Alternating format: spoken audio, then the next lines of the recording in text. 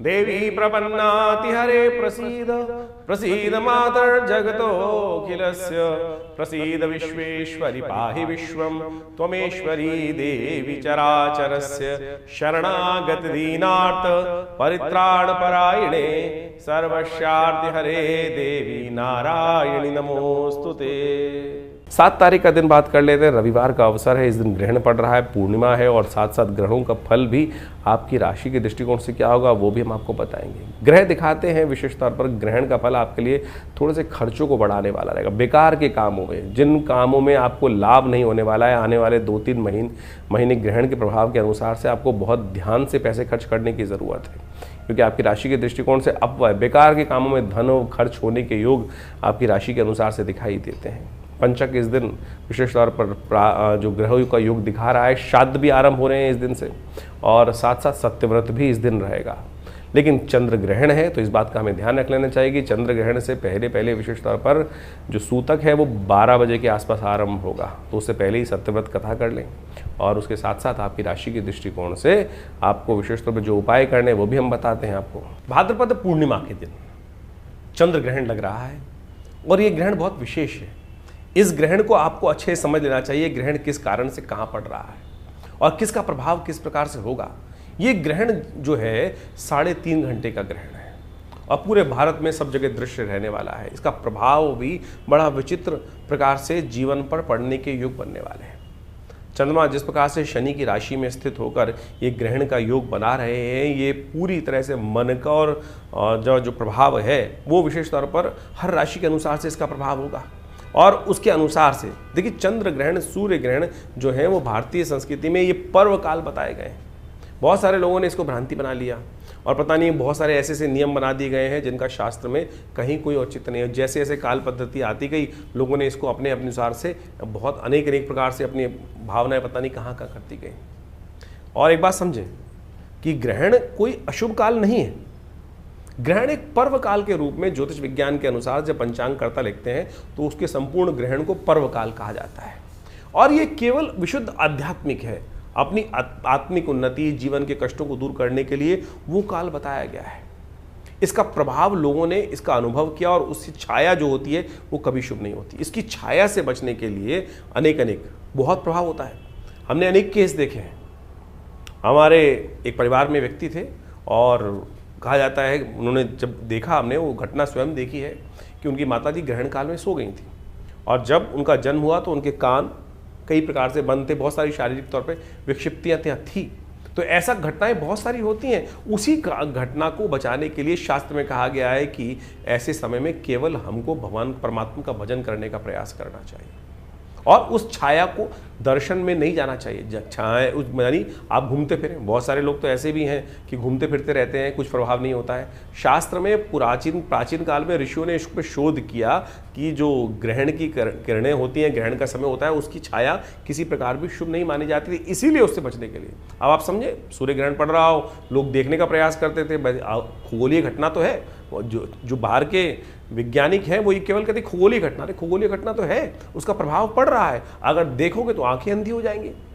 आप जब आप उसकी जो ग्रिडल होती है उसको देखने के लिए, उस अंगूठी को निकलते हुए देखने के लिए लोग कितने लालायित होते हैं। देख लीजिए खुली आंखों से, क्यों प्रभाव नहीं है? ग्रहण का प्रभाव है। खुली आंखों से देखोगे खगोलीय घटना को तो आंखों में प्रभाव पड़ेगा। जब उसका प्रत्यक्ष प्रभाव है तो सूक्ष्म प्रभाव भी होगा और ज्योतिष ने, हमारे आचार्यों ने, ऋषि मुनियों ने उसके प्रत्यक्ष के साथ साथ सूक्ष्म प्रभाव को भी समझने का प्रयास किया। तो इस प्रकार से बहुत सारे आप बच्चे देखते होंगे, कई बार क्या होता है कि ग्रहण काल में जो बच्चे जन्म लेते हैं, उसके आसपास जन्म लेते हैं और उनकी माताजी की छाया ग्रहण की पड़ गई होती है तो कई प्रकार के पैचेस स्किन पर भी आने के योग बन जाते हैं। ज्योतिष ने इस प्रकार को भी अध्ययन किया कि जो पैचेस हैं, अंग भंग हैं, वो सब उसके कारण से हो जाते हैं, तो उससे बचने का प्रयास करना चाहिए।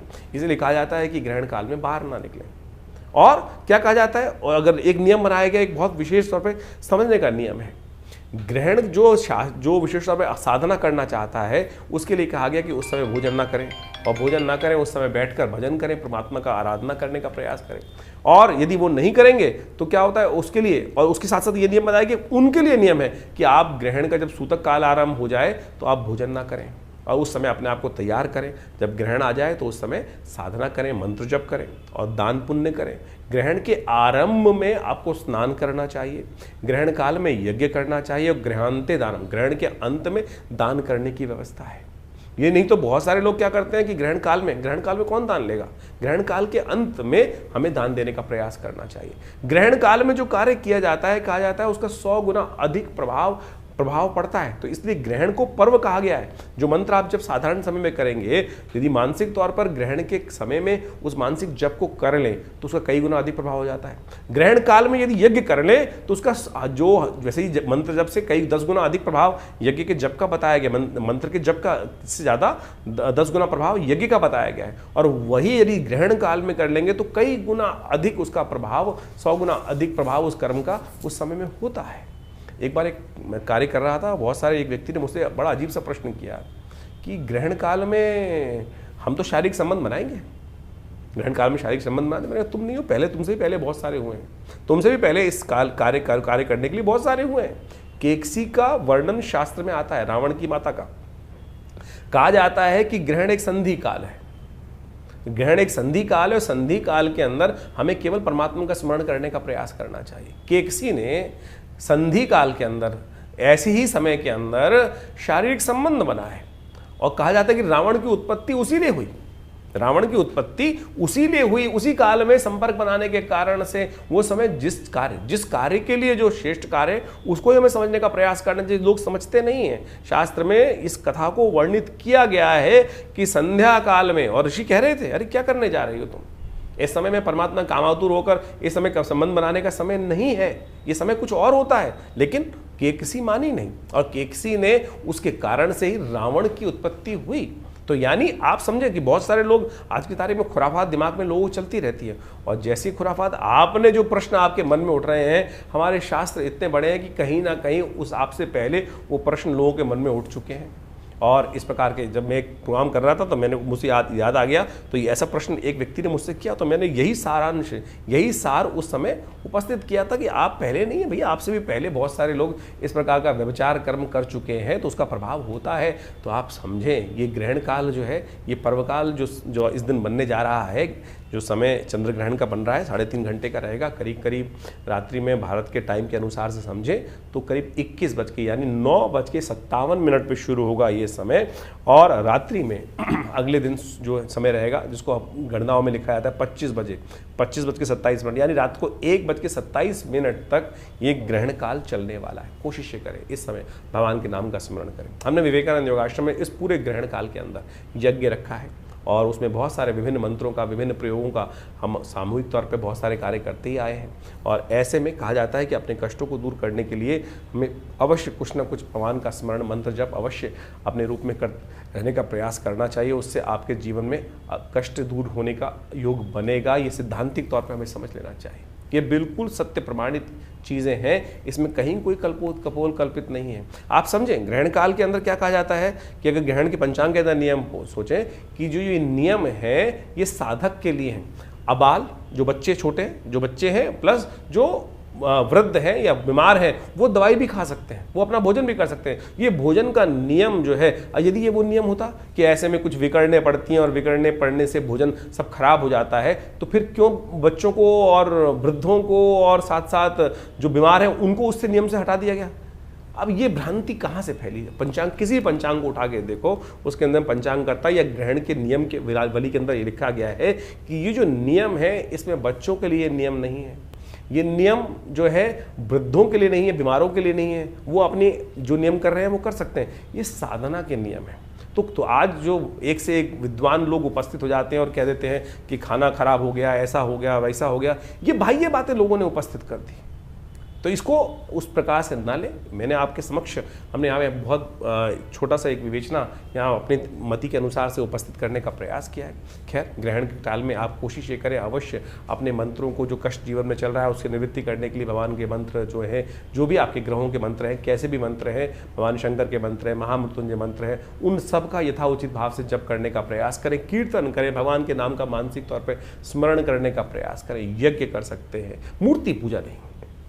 मूर्ति पूजा उस समय में नहीं करनी चाहिए। शास्त्र में मूर्ति को ढक दिया जाता है, शास्त्र के दृष्टिकोण से मना कर दिया जाता है कि मूर्ति को स्पर्श करना, क्योंकि वो सूतक काल माना जाता है, मूर्ति को स्पर्श ना करें। हाँ, यज्ञ कर सकते हैं।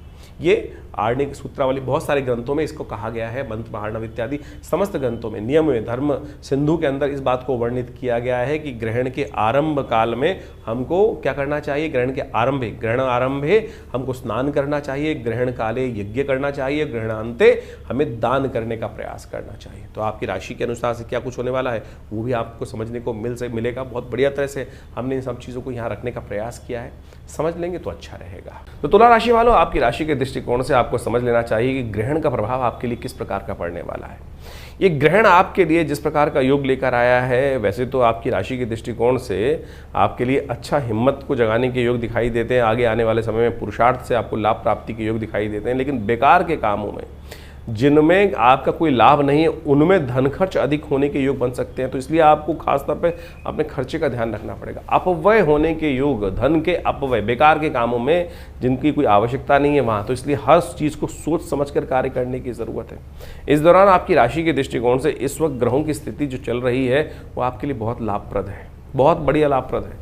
थोड़ी सी ग्रहों को शक्ति देने का प्रयास करें। ग्रहण एक पर्व काल होता है, ग्रहण एक पर्व काल होता है। इस समय में हम अपने इच्छाओं की पूर्ति के लिए यदि इस समय को उपयोग कर लें तो बहुत सुंदर रहेगा। ग्रहण जो इस बार जैसे हमने बताया आपको कितने समय तक ग्रहण रहेगा, रात्रि में करीब 9:57 से आरंभ होकर 1:30 बजे से तक ये ग्रहण करीब चलने वाला है। 3.5 घंटे का ग्रहण है।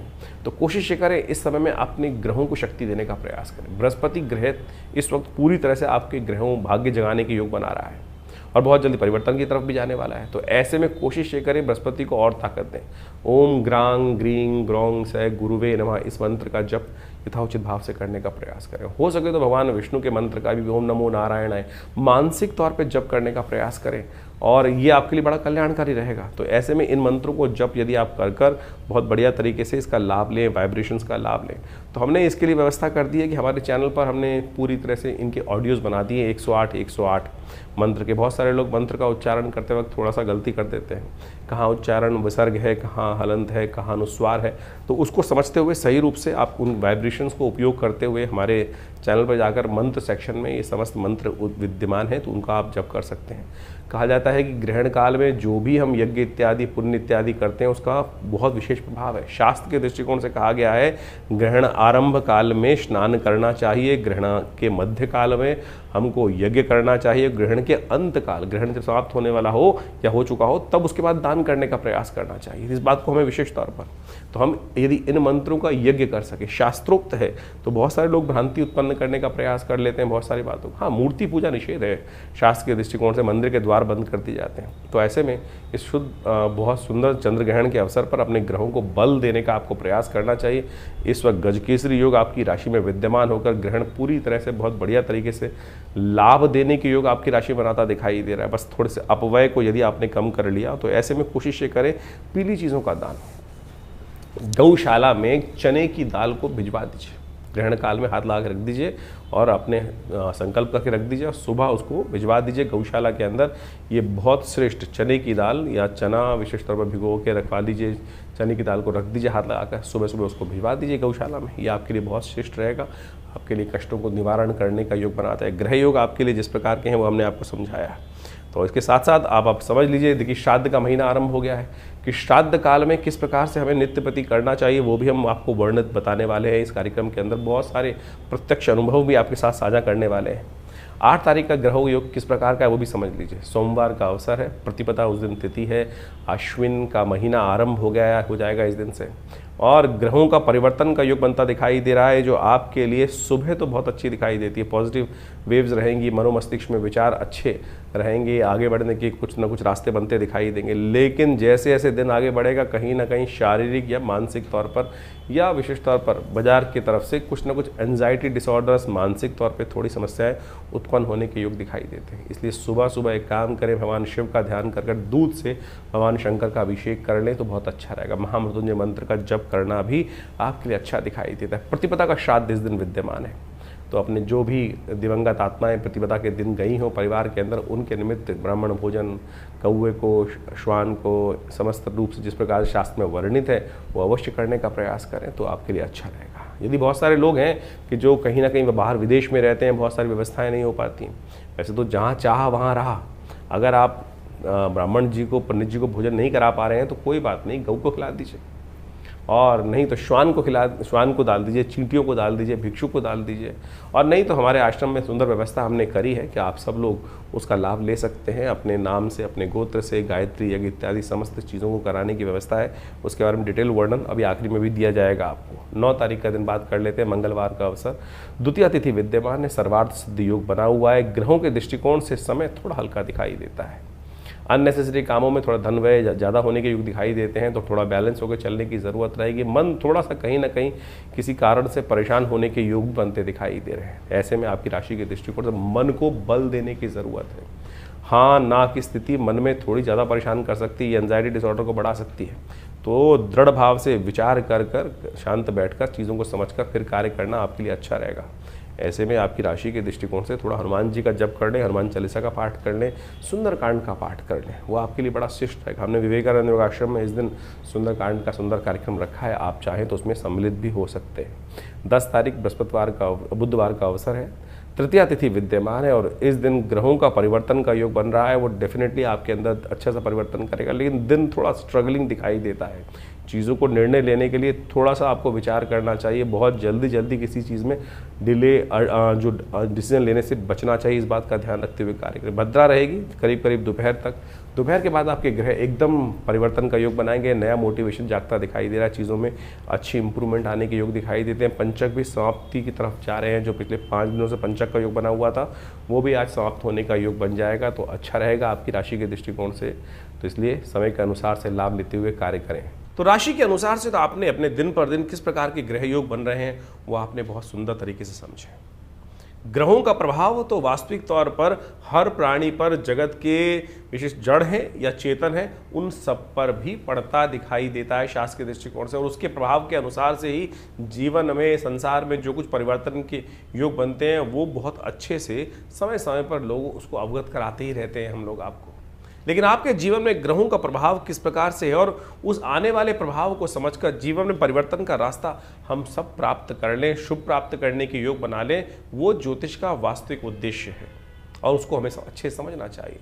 जो ये पर्व इत्यादि समय समय पर आते रहते हैं वो केवल पर्व नहीं है, केवल हर्षोल्लास के लिए, आनंद के लिए, दिवाली पर पटाखे चला लिए, होली पर हमने रंग खेल लिया, ये केवल वो औचित्य नहीं है। वास्तविक तौर पर एक बात समझ लें, ज्योतिष के साथ साथ पुराण इत्यादि समस्त शास्त्रों में जो रहस्य बताए गए हैं कि हम इस जो पर्व काल है, जो समय है, चाहे वो ग्रहण पड़ रहा है, इस समय में जो ग्रहण पड़ रहा है उसके अनुसार से आपने अपनी राशि के अनुसार से प्रभाव समझाई, लेकिन उन सब पर्व कालों में किस प्रकार से आप अपने जीवन में अपने कष्टों को दूर करने के लिए रास्ता ढूंढ सकते हैं, रास्ता बना सकते हैं, वो वास्तविक तौर पे शास्त्रों का विशेष प्रभाव है और विशेष उद्देश्य है। उसी के लिए इन समस्त कथाओं की संरचना की गई है। ये केवल इतिहास नहीं है। बहुत सारे लोग केवल इतिहास में केवल आनंद से समय काटने के लिए इन कथाओं का श्रवण कर लेते हैं। नहीं साहब, ये वास्तविक तौर पर हमारे जीवन में उन सिद्धांतों से समझकर अपने जीवन के कष्टों को दूर करने के लिए, समस्याओं को दूर करने के लिए, उस परम लक्ष्य को प्राप्त करने के लिए कि आगे बढ़ सके, जीवन को शुभ कर सकें, सबकी सेवा कर सकें, उस भाव को समझने के लिए हमको ये कथाओं के कथानक जो है शास्त्रों में वर्णित किए गए हैं। अभी आपने जिस प्रकार से अपने जो प्रकार से आप समझें ये ग्रहण इत्यादि हो रहे हैं, इसका प्रभाव आपने समझाई। इसके साथ साथ जो अभी विशेष तौर पर एक बात और समझें कि श्राद्ध आरंभ हो रहे हैं। श्राद्ध का विशेष पर्व हमें समझ लेना चाहिए। ये श्राद्ध का जो काल है ये विशेष तौर पर हमारे दायित्व का समर्पण है, ऋण का समर्पण है, ऋण से निवृत्ति का मार्ग है। जो हमारा कर्तव्य अपने पितरों के प्रति है उससे निवृत्ति का मार्ग बताता है। और इसके ऊपर विशेष तौर पर भारतीय संस्कृति में सबसे ज्यादा शोध किया गया और अब बाहर भी जाकर लोग इस पर शोध करने का कार्य कर रहे हैं। बहुत सारे समय समय की कथानक, बहुत सारे इंसिडेंट लोगों के समक्ष आते रहते हैं और उन सब ने देखा कि बहुत बढ़िया तरीके से ये जो पद्धति है इसके ऊपर बहुत विशेष तौर पर आज ही नहीं, अनादिकाल से, बहुत लंबे समय से एनी बेसेंट, डब्ल्यू लेडबीटर, इन सब ने भी ये theosophical society India, theosophical society world wide जो थी, उन्होंने बहुत जबरदस्त शोध करके दिखाए। आत्माओं से संपर्क साधने का प्रयास किया गया और उन आत्माओं से संपर्क साधने के बाद उन विशेष तौर पर वर्णन किया गया। डब्ल्यू लेड बीटर की तो एक किताब है इनविजिबल हेल्पर। यदि आप उस किताब को पढ़ने का प्रयास करेंगे, समझने का प्रयास करेंगे, उसमें जो इंसिडेंट बताए गए हैं उन्होंने उनको सही से समझोगे तो सही रूप से समझना कि जीवन में बहुत सारे कष्टों को दूर करने का योग बना सकते हैं। एक व्यक्ति हमारे आश्रम में आए, बहुत वर्ष पुरानी बात है, और यहीं फरीदाबाद से संबंध रखते थे, और वो हमारे आश्रम पर आकर उन्होंने अपने जीवन में घटी हुई प्रत्यक्ष घटना को वहाँ बताया। बहुत अद्भुत घटना है, समझनी चाहिए कि किस प्रकार से उस घटना क्रम से कैसे उनके जीवन में परिवर्तन आया। काल घटना है, खंड है और निकल जाता है। एक बार एक घर में कहा जाता है वो व्यक्ति जब आया उसने बताया कि उनके बड़े भाई की मृत्यु हो गई थी, और बड़े भाई की जब मृत्यु हो गई, उस बड़े भाई की एक लड़की भी थी जिसकी शादी नहीं हुई थी। छोटा भाई दायित्व आया बड़े भाई की करने के लिए, कुछ परेशान सा रहता था, कैसे इतना बढ़िया समृद्ध परिवार था नहीं। ये घटना आज से बहुत लंबी पुरानी नहीं, कुछ ही वर्ष पुरानी घटना है।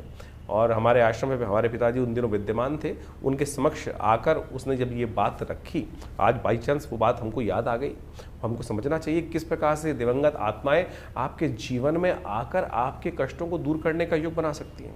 वो व्यक्ति आश्रम पे आया और उसने बताया कि इस कारण से घटना घटी, बड़े भाई चले गए, घर में एक बड़ी लड़की भी थी और साथ में बहुत सारे और भी दायित्व थे जो निर्वाह नहीं हो पाए थे। एक दिन रात में जब वो छोटा भाई सो रहा था तो उसको ऐसी ही कोई खटपट सुनाई थी, और ऐसा लगा कि जैसे बड़ा भाई जिसकी मृत्यु हो गई थी वो कह रहा हो आकर उसके कान में, कह रहे उठ, तेरे घर में चोरी होने वाली है, भैंस को कोई चुरा के ले जाने वाला है। एकदम उसको उठा, खटपट से आवाज़ सुनकर जैसे उठा तो देखा भैंस खुली हुई है, और उसको लगा ऐसे ही कुछ हुआ होगा, भैंस खुली पड़ी होगी या कोई चोर वोर होगा, भाग भूग गया होगा, किसी ने खोली। कैसे खुल गई? रस्सा खुला हुआ था, यानी वो व्यक्ति ने ये बात रखी, उसने दोबारा बांध बूंद दिया। 2-3 दिन बाद फिर एक घटना घटी, उसके आभास हुआ कि रात्रि में उसके भाई जो दिवंगत थे वो आके उसको बोल रहे हैं, चिंता मत कर, तू इतना परेशान रहता है कि जो घर के जो दायित्व है, बिटिया की शादी है, सब हो जाएगी। मैं तेरे को एक रास्ता बता रहा हूँ, इस रास्ते को अपना। वो जो व्यक्ति गाँव में बैठा था, जो छोटा आदमी था, जो छोटा भाई था, वो सट्टे का काम करता था। सट्टे का काम उन दिनों बहुत ज़्यादा चलता ही है, सट्टे में अनाज की खरीद के उनमें सट्टे का काम करता था। उसने उस भाई को सपने में आके बताया कि इस चीज़ के दाम आने वाले कुछ दिन तक लगातार बढ़ने वाले हैं, थोड़े से पैसे लेके इसमें लगा दियो और जो पैसा फ़ायदा हो उसके द्वारा बिटिया की शादी कर दियो। उसने कुछ दिन देखा और उसके बाद जब वो चीज़ का अनुभव हुआ तो उसने थोड़े से पैसे लेकर उसमें लगाए और उससे उसको लाभ हुआ। यानी वो दिवंगत आत्मा आपके प्रति किस प्रकार से निष्ठावान है, आपके भी पूर्वज आपके प्रति सुंदर रूप से निष्ठा रखते हैं। बहुत सारे लोगों ने ये भ्रांति फैला दी कि पितृ रुष्ट हो गए। पितृ रुष्ट, अरे पितृ रुष्ट कभी क्यों? आपके माता पिता बड़े बुजुर्ग आपसे रुष्ट नहीं होते। आप अपना कर्तव्य का पालन नहीं करते हैं, कर्तव्य जो निष्ठ नहीं है, जो उनको क्या चाहिए, उनको आपके पितरों को क्या चाहिए? केवल जल ही तो चाहिए, समर्पण चाहिए, श्रद्धा का समर्पण ही तो चाहिए। जो शास्त्र में कहा गया है कि भाई तुमको ब्राह्मण भोजन करा दो, गरीब को अन्न करा दो, गाय को ग्रास डाल दो, यही तो कहा गया है। इसी से पितृ ऋण से निवृत्ति आती। पितृ दोष नहीं होता, पितृ ऋण है जो आपके ऊपर चलकर परेशान करता है। हम भूलते चले जा रहे हैं उन दिवंगत आत्माओं को जिनके प्रति हमारा कर्तव्य था। पुराने जमाने में कोई भी शादी हो, ब्याह हो, अपने पितरों के निमित्त एक थाली निकालने की व्यवस्था चलती थी, और वो पितृ रहते हैं आपके आसपास, कहीं दूर नहीं जाते। हमारे शास्त्रों में 3 पीढ़ी तक हर व्यक्ति को, चाहे छोटा भाई है, चाहे बड़ा भाई है, चाहे बहन है, चाहे स्त्री है, चाहे पुरुष है, हर व्यक्ति को अपने पितरों के निमित्त वो तर्पण करना, वो भोजन कराना, गरीबों को भोजन कराना शास्त्र में वर्णित है।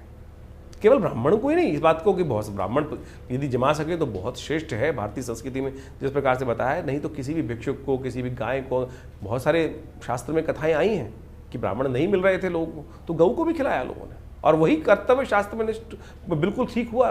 तो आप समझें कि भारतीय संस्कृति में जो ये बात बताई गई, जो श्राद्ध आ रहा है, इसका ध्यान रखिएगा। अपने पितरों के निमित्त नित्य प्रति यदि ये 5 कर्म कर सके, एक तो ब्राह्मण भोजन, गऊ को ग्रास निकालना, और उसके अलावा कोशिश करें गायत्री जप या यज्ञ अपने पितरों के निमित्त अवश्य यथाउचित भाव से कम 1 माला स्वयं कर सकते हैं। मानसिक तौर पर माला लेके बैठ जाएं और अवश्य उनके निमित्त कर दें, हाथ में जल लेकर उनको उसका कहते हैं कि ये दिवंगत आत्माओं की आत्म शांति के लिए उनके लिए क्या गायत्री का जप कर लीजिए। और साथ साथ तर्पण इत्यादि, तर्पण करना, तर्पण हर रोज आपको करने के प्रयास करना चाहिए।